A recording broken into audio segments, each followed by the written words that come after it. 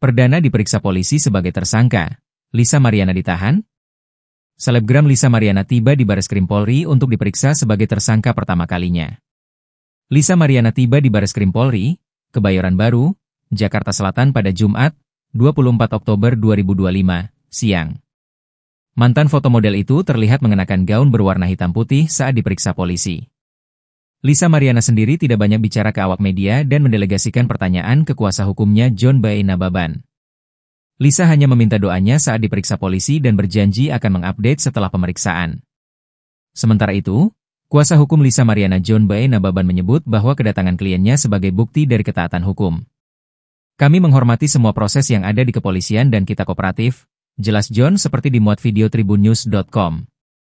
Hingga Jumat sore pemeriksaan masih berlangsung. Belum diketahui apakah Lisa Mariana akan ditahan polisi mengingat statusnya kini sudah tersangka. Diketahui nama Lisa Mariana belakangan mencuat setelah mengaku menjadi orang ketiga di rumah tangga mantan Gubernur Jawa Barat Ridwan Kamil.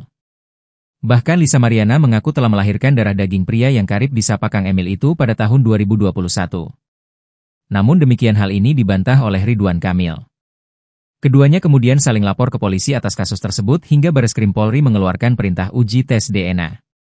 Hasilnya anak yang disebut sebagai darah daging Ridwan Kamil tidak terbukti sebagai anak kandung. Tidak lama kemudian, polisi pun menetapkan Lisa Mariana sebagai tersangka.